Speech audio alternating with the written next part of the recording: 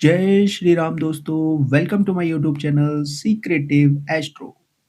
दोस्तों, आज हम बात करने वाले हैं सैटर्न प्लैनेट के बारे में कि सैटर्न प्लैनेट से हम क्या-क्या सैटर्न के कारकत्व होते हैं, क्या-क्या चीज़ें हम सैटर्न से देखते हैं, इसके बारे में आज डिटेल में हम बात करेंगे। लेकिन उसके पहले मैं आपको बता दूँ कि अभी तक हमारी एस्ट्रोलॉजी की टोटल 34 क्लासेस कंप्लीट हो चुकी है दोस्तों। जी हाँ, 34 क्लासेस कंप्लीट हो चुकी हैं और आज की जो ये क्लास है, ये क्लास नंबर 35 है। तो अगर अभी तक आपने पिछली क्लासेस को नहीं देखा है तो मैं आपसे रिक्वेस्ट करूँगा कि उन क्लासेस को ज़रूर देखिए, तभी आपको आगे की चीज़ें समझ में आने वाली हैं।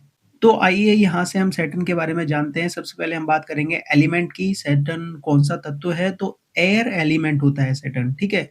सैटर्न की राशियाँ कौन-कौन सी होती हैं? तो देखिए 10 नंबर राशि कैप्रिकॉर्न साइन जिसको मकर राशि बोलते हैं सैटर्न की होती है।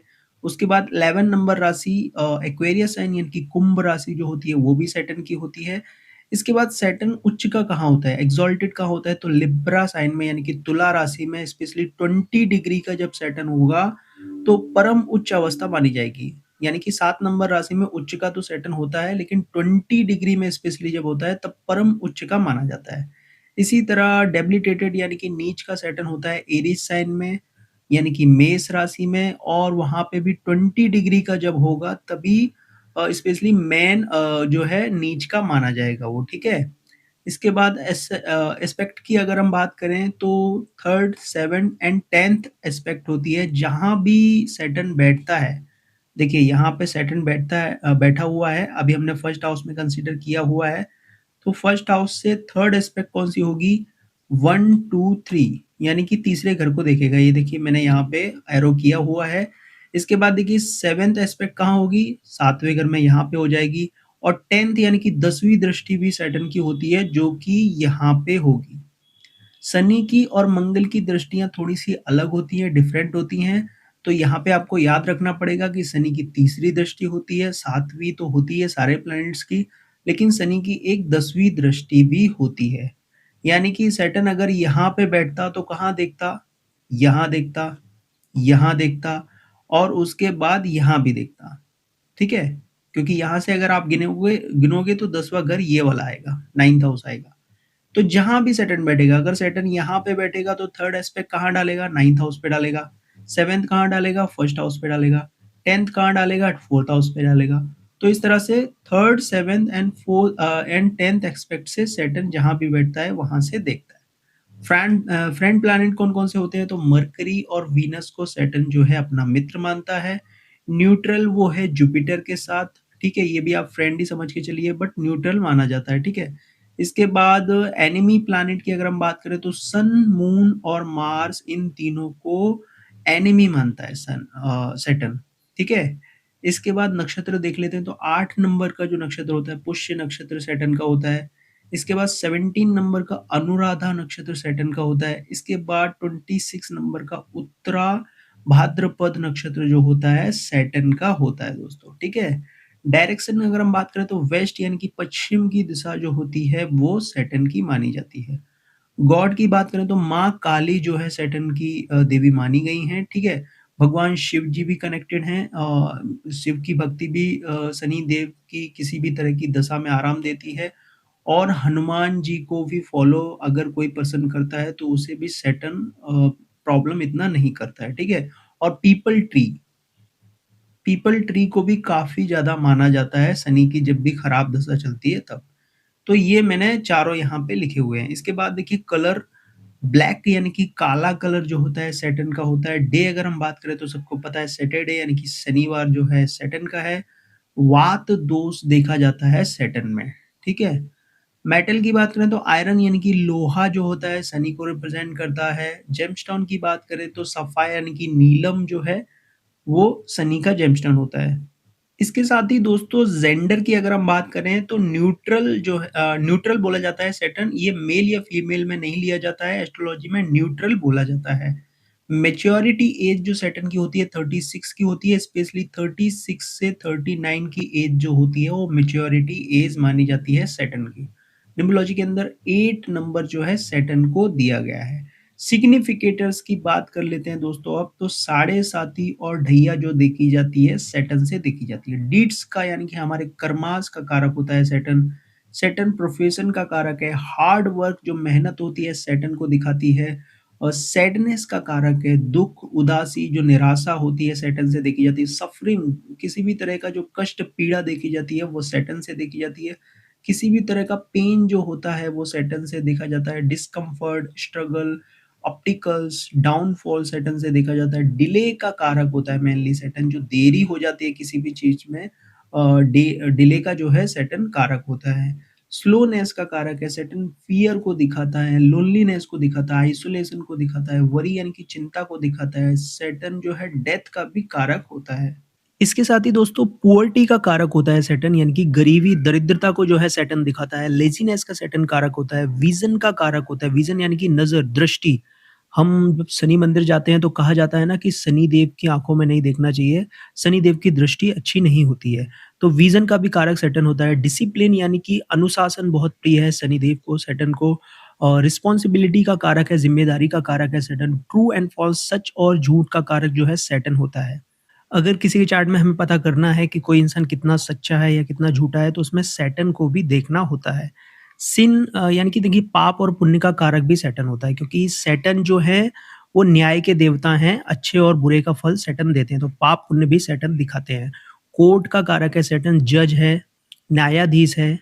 एडवोकेसी का कारक होता है सैटर्न, वकालत है, वकील जो होते हैं सैटर्न से देखे जाते हैं। न्यायाधीश जो होते हैं, न्याय जो है, जस्टिस जो है सैटर्न से ही देखा जाता है। सैटर्न प्रिज़न यानी कि जेल का भी कारक है, कारागार जिसे हम बोलते हैं। सर्वेंट का कारक है सैटर्न, एम्प्लॉयी जो होती है सैटर्न से देखे जाते हैं। नौकर, सेवक, कर्मचारी सैटर्न से देखे जाते हैं। लेबर का कारक है, यानी कि मज़दूरी जो है सैटर्न से देखी जाती है। ओल्ड हाउसेज़ जो होते हैं, कॉटेज और झोपड़ी स्पेशली जो होती है सैटर्न से देखी जाती है। बेसमेंट यानी कि तहखाना, तलघर जो होते हैं सैटर्न से देखे जाते हैं। इसके अलावा जो ओल्ड हिस्टोरिकल प्लेसेस जो होते हैं ना, पुराना ऐतिहासिक स्थान जो होता है, वो भी सैटर्न से देखा जाता है। इसके साथ ही दोस्तों कंस्ट्रक्शन लाइन जो होता है सैटर्न से देखा जाता है, यानी कि किसी भी तरह का जो निर्माण होता है सैटर्न से देखा जाता है। बिल्डिंग मटेरियल जो है सैटर्न से देखा जाता है। सैंड, ब्रिक्स, सीमेंट, रेत, ईंट और सीमेंट का काम जो होता है सैटर्न से पूरी तरह से देखा जाता है। फैक्ट्री यानी कि कारखाने का जो है सैटर्न कारक होता है। बिग इंडस्ट्रीज जो बड़े उद्योग होते हैं सैटर्न से देखे जाते हैं। आयरन यानी कि लोहे का कारक है। रस्टेड आयरन जो जंग लगा हुआ लोहा होता है स्पेशली सैटर्न से देखा जाता है। रस्टी थिंग, जितनी भी जंग लगी हुई चीज़ें होती हैं ना, वो सैटर्न से ही देखी जाती हैं। ओल्ड थिंग यानी कि पुरानी जो वस्तुएँ होती हैं सैटर्न में आती हैं। जंक डीलर यानी कि भंगार वाले जो होते हैं, कबाड़ी वाले जो होते हैं सैटर्न से ही देखे जाते हैं। ओल्ड एज यानी कि बुढ़ापे को दिखाता है, बुढ़ापे का जो है कारक है सैटर्न। सैटर्न हमारी आयु को भी दिखाता है, ऐज का भी कारक है। सैटर्न योगा को भी दिखाता है और स्पेशली योगा टीचर को भी सैटर्न दिखाता है। क्योंकि सैटर्न जो है एयर एलिमेंट है, वायु तत्व है। और योगा जो होता है वायु का ही काम है। अगर हम योगा करते हैं तो क्या करते हैं? हवा अंदर या बाहर करते हैं ना? तो उसमें योगा में बहुत बड़ा कारक होता है सैटर्न। जो तो जितने भी बड़े जो बहुत अच्छे योगा ट्रेनर होते हैं या योगा टीचर होते हैं, वो प्योरली सैटर्न से ही देखे जाते हैं। इसके साथ ही स्पिरिचुअल रिफ्लेक्शन यानी कि आध्यात्मिक चिंतन जो है सैटर्न से देखा जाता है। ऑयल का कारक है सैटर्न, पेट्रोल, डीजल, गैस का कारक जो है सैटर्न होता है। सैटर्न डार्कनेस का भी कारक है, यानी कि अंधेरा जो है सैटर्न से देखा जाता है। मस्टर्ड ऑयल यानी कि सरसों का जो तेल होता है सैटर्न को दिखाता है। इसके अलावा ब्लैक उड़द दाल, जो काली उड़द दाल होती है सैटर्न से देखी जाती है। काला तिल सैटर्न से देखा जाता है। काली मिर्च यानी कि ब्लैक पेपर जो है सैटर्न से देखा जाता है। ब्लैक सॉल्ट यानी कि काले नमक का कारक भी सैटर्न होता है। ब्लैक क्लॉथ यानी कि जो काले कलर के जो कपड़े होते हैं वो भी सैटर्न में आते हैं।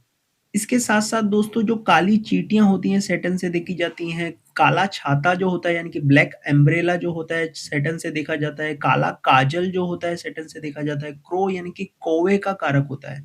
जो कौवे होते हैं वो मेनली सैटर्न को रिप्रेज़ेंट करते हैं। कौवा जो है सैटर्न का वाहन होता है।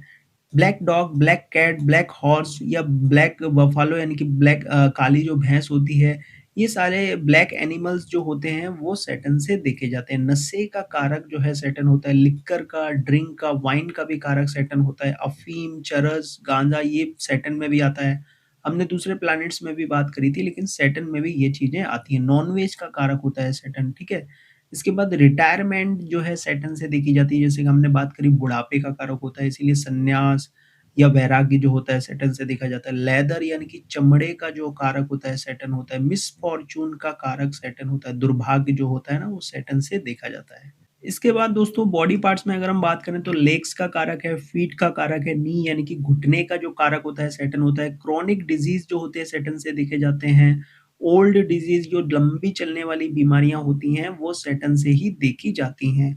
All joints of the body जो जॉइंट्स होते हैं बॉडी के वो सैटर्न से देखे जाते हैं। एयर डिजीज यानी कि वायु रोग जो वात विकार होते हैं सैटर्न से ही देखे जाते हैं दोस्तों। गैस्ट्रिक प्रॉब्लम जो हो जाती है, गैस से रिलेटेड जो भी डिजीज होते हैं सैटर्न से देखे जाते हैं। नर्व फाइबर्स यानी कि स्नायु तंत्र से रिलेटेड जो प्रॉब्लम्स होती हैं सैटर्न से देखी जाती है।